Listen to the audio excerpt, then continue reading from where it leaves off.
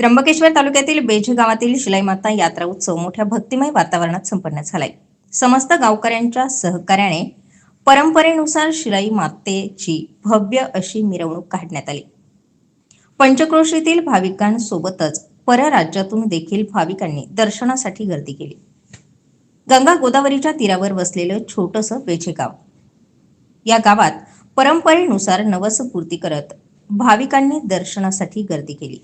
मुंबई, नाशिक तसेच गुजरात राज्यातून देखील भाविक शिलाई मातेच्या दर्शन व नवस्फूर्तीसाठी हजेरी लावत असतात। 2 एप्रिल रोजी बेझे गावातील शिलाई माता यात्रा उत्सव समस्त गावकऱ्यांच्या वतीनं भक्तिमय वातावरणात साजरा करण्यात आला। या उत्सवाबाबत ग्रामस्थांनी अधिक माहिती दिली।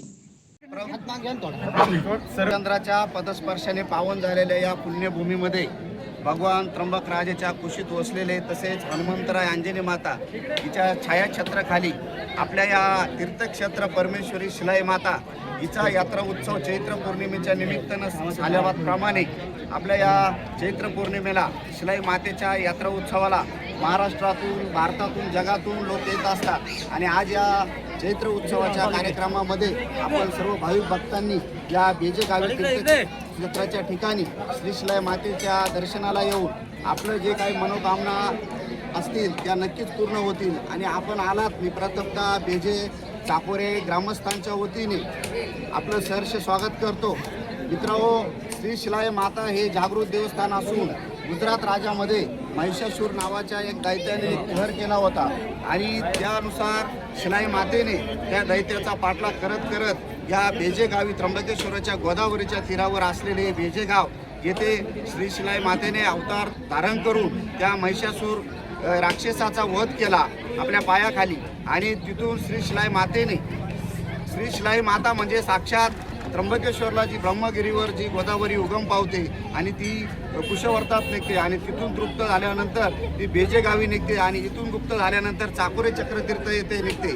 अशी आपल्या या जीवनामध्ये जीवन जगत असताना आपल्या हातून भाविक भक्ताकडून काही चुका होत असतात आणि त्याच अनुषंगाने शिलाई माता ही आपल्या भाविक भक्तांच्या हातून जे घडलेले पाप असते ते पाप नाहीसं होतं आणि भाविक भक्तांच्या मनोकामना पूर्ण होतात। अशी ही श्री शिलाई माता जागृत देवस्थान आहे, सर्व नवसाला पावणारी अशी देवी आहे। तसेच आपल्या या महाराष्ट्रामध्ये जे 3.5 शक्तिपीठामध्ये जे शक्तिपीठ आहे सप्तशृंगी माता, तिची मोठी बहीण म्हणून या श्री शिलाई देवीकडे पाहिले जातं। तसेच महाराष्ट्रामध्ये देवीचे मंदिरे अनेक आहेत, परंतु 20 भुजा असलेली श्री शिलाई माता ही एकमेव अशी देवी आहे।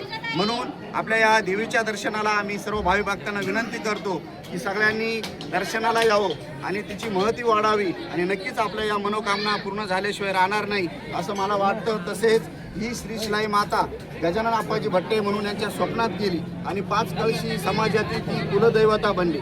भट्टे, पाठारे, नलवडे असे जे आडनावं आहेत यांची ही कुलदैवत असून मुंबईहून हजारो लाखो भाविक तिच्या दर्शनाला येत असतात।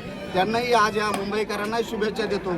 तसेच नाशिक जिल्ह्यातून, त्र्यंबकेश्वर तालुक्यातून, महाराष्ट्रातून सर्व भाविक भक्त आलात आणि यात्रेची शोभा वाढवली, त्याबद्दल मी पुनश्च एकदा बेझे ग्रामस्थांच्या वतीने सर्वांना नमस्कार करतो आणि शिलाई मातेचा जय जयकार करतो। धन्यवाद। स्टार 24 फास्ट न्यूज साठी रवींद्र माळेकर, त्र्यंबकेश्वर।